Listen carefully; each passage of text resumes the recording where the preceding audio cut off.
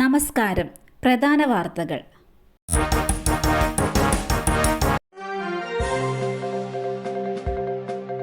ദുരുദ്ദേശത്തോടെ minutes തിരുത്തി VC Mohanan കുന്നുമ്മലിനും mini കാപ്പനുമെതിരെ പോലീസിൽ പരാതി.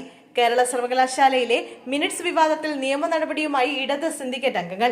വൈസ് ചാൻസലർ മോഹനൻ കുന്നുമ്മലിനും മുൻ രജിസ്ട്രാർ ഇൻചാർജ് മിനി കാപ്പനുമെതിരെ ഇടത് സിൻഡിക്കേറ്റ് അംഗം doctor Lenin Lal Thiruvananthapuram cantonment പോലീസിൽ പരാതി നൽകി.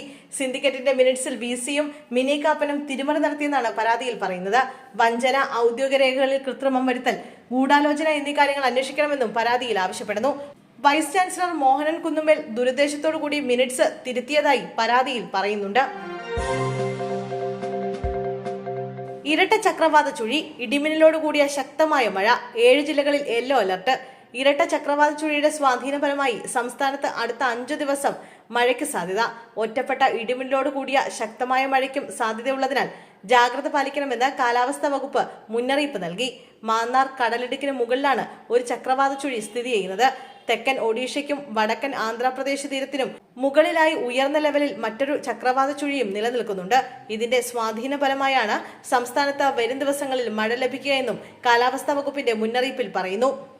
ഇന്നും നാളെയുമാണ് ഒറ്റപ്പെട്ട ശക്തമായ മഴയ്ക്കുള്ള സാധ്യത നിലനിൽക്കുന്നത്. ജാഗ്രതയുടെ ഭാഗമായി ഇന്ന് തിരുവനന്തപുരം, കൊല്ലം, പത്തനംതിട്ട, ഇടുക്കി, എറണാകുളം, തൃശൂർ, പാലക്കാട് ജില്ലകളിലും നാളെ പത്തനംതിട്ട, ഇടുക്കി, പാലക്കാട്, മലപ്പുറം ജില്ലകളിലും കാലാവസ്ഥാ വകുപ്പ് യെല്ലോ അലർട്ട് പ്രഖ്യാപിച്ചു. കൊല്ലം തേനി ദേശീയപാതയിൽ ബസ്സിൽ സ്കൂട്ടറിടിച്ച് പ്രതിശ്രുത വധുവിന് ദാരുണാന്ത്യം. ശാസ്താംകോട്ട ഊക്കൻമുക്ക് സ്കൂളിന് സമീപം നടന്ന അപകടത്തിലാണ് സ്കൂട്ടർ യാത്രക്കാരിയായ തൊടിയൂർ സ്വദേശിനി അഞ്ജന മരിച്ചത്. 24 വയസ്സായിരുന്നു. രാവിലെ 10:30യോടെയായിരുന്നു സംഭവം. അഞ്ജന സഞ്ചരിച്ച സ്കൂട്ടറിൽ ഒരു സ്കൂൾ ബസ് തട്ടി. ഇതോടെ നിയന്ത്രണം വിട്ട സ്കൂട്ടർ മറ്റൊരു ബസ്സിലിടിച്ചാണ് അപകടമുണ്ടായത്. റോഡിൽ ഉരഞ്ഞു നീങ്ങിയ സ്കൂട്ടർ ഭാഗികമായി കത്തി നശിച്ചു.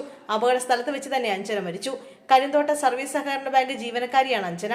കഴിഞ്ഞ തിങ്കളാഴ്ചയാണ് നിയമനം ലഭിച്ച് ബാങ്കിൽ ക്ലർക്കായി ജോലിക്കെത്തിയത്. ഒക്ടോബർ 19-ന് വിവാഹം നടക്കാനിരിക്കെയായിരുന്നു ദാരുണമായ അപകടം.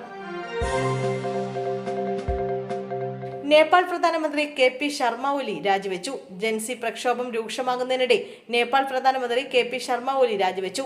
യുവജന പ്രക്ഷോഭത്തിന് പിന്നാലെയാണ് രാജി.